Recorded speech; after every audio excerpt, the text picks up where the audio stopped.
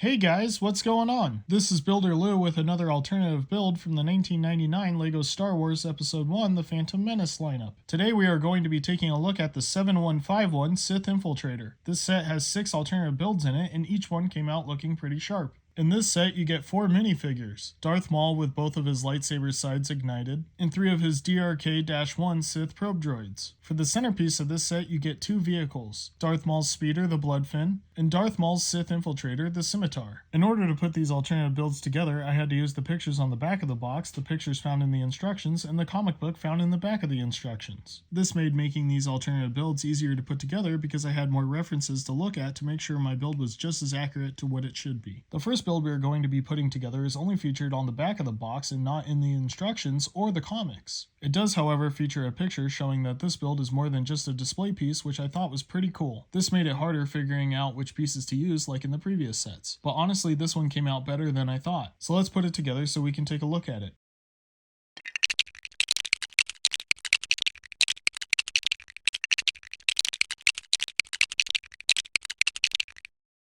This alternative build really came together for me. Not only is it super sturdy, but I think it actually looks pretty good. When I was first putting together this alternative build, by looking at the pictures, I thought that it looked like a lame build because it mimicked the shaping of a bird. In the end, as it turns out, it's not clunky and looks pretty good. The landing gear still looks a little bird-like, but other than that, the wings and the body of the ship looks and feels like a ship. I thought that they used the pieces really well, giving this build a lot of detail and life. I thought that the cockpit looked perfect, and it was even better that it could detach from the body and turn into a smaller flying craft. The turrets on the craft look great and Darth Maul fits in there just fine. Overall, this was a really cool build to put together and I'm super excited to see what's next to come in this set. The next 5 alternative builds are all featured in the comics and the instructions, which made making these builds a lot easier because I wasn't going off of 1 or 2 photos. In the comic, the story starts off with Darth Maul returning back to his ship on his speeder, the Bloodfin. As Darth Maul approaches where he parked the Infiltrator, he notices that it's missing. He gets off of his speeder to inspect the scene and notices that there is a trail leading off into the distance. Darth Maul decides that he wants to scope out the situation and uses the scrap from his torn up ship to make binoculars. With the binoculars, he spots 3 Jawas struggling to move a sack filled with his ship parts. This makes Darth Maul very angry. As seen in the story, there are instructions for the binoculars for LEGO builders to put together. Having these multiple angles really helps confirm where some pieces have to go on these builds. Let's put these binoculars together and see how they come out.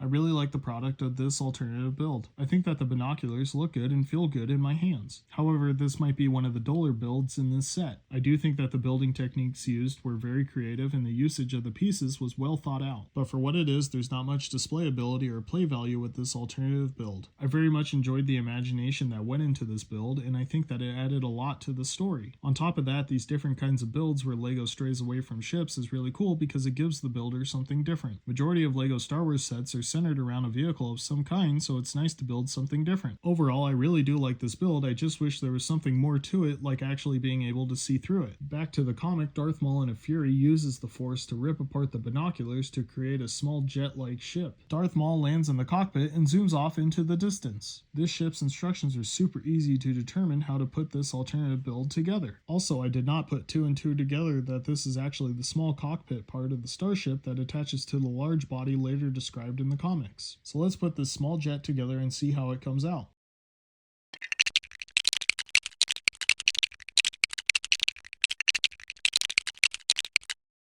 I thought that this alternative build came out great. It really does look like a cool speeder or a small jet-like aircraft. In the back you could see 2 connector pieces that could be interpreted as thrusters. The wings on top are opposable, as are the large wings on the side, which is super cool. I think that the blasters on this ship look good and the cockpit for the driver has ample space to place Darth Maul. I like the front part of this ship too. I feel like the design of it actually ties the whole ship together. Overall, I think that this was a very good usage of pieces and I love how it connects to the next build. Continuing on with the story, we see Darth Maul barreling down the Tatooine desert. As he is flying, Darth Maul continues to use the Force to add add more pieces to his new ship, making it much larger. The Jawas, to their surprise, find Darth Maul descending upon them. This makes the Jawas start to freak out and run away. Darth Maul jumps out of his cockpit and begins yelling at the Jawas to get away from his parts. The Jawas try to play off stealing his ship by saying they brought him a gift, but Darth Maul is not falling for it. This alternative build was very interesting to put together. It took me quite a while to make it all work. I do say that going through this has helped me learn some new building techniques, which is super helpful. Now let's put together this large starship and see how it functions and displays.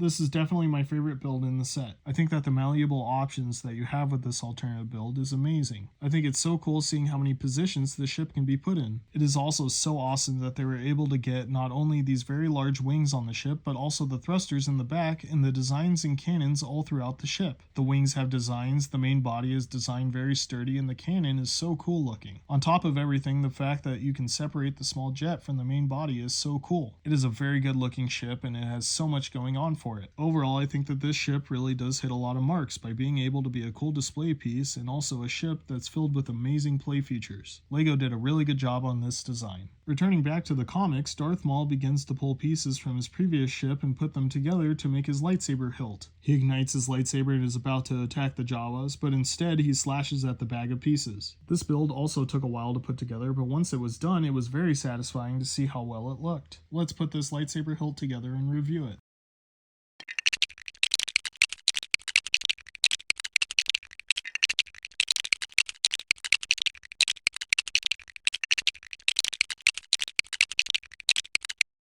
And here's the lightsaber hilt. Other than the colors looking a little goofy, I do think that the build itself is super creative. Throughout the hilt, there are so many different designs happening at each section. In my hand, this alternative build felt really sturdy and cool. I could see how a kid could be using his imagination and running around the house playing with this kind of build. Again, I think it is so cool that LEGO every once in a while is straying away from the ship builds and giving us such cool ideas such as these buildable equipment devices. Overall, I very much like this design and hope to see more like it. Towards the end of our story, we find Darth Maul using the Force once again to pull pieces out of the bag. He tosses himself in the air and puts together a massive ship to fly away from the Jawas. In a relief, the Jawas rejoice as they are safe from the Sith apprentice. The instructions were very helpful putting this set together. However, this one did take the longest to figure out. I struggled the most with the landing gear in the central body. I feel like I got as close as I could, but I had to take it apart and put it back together multiple times to get to the end product. Let's put this monstrosity of an alternative build together.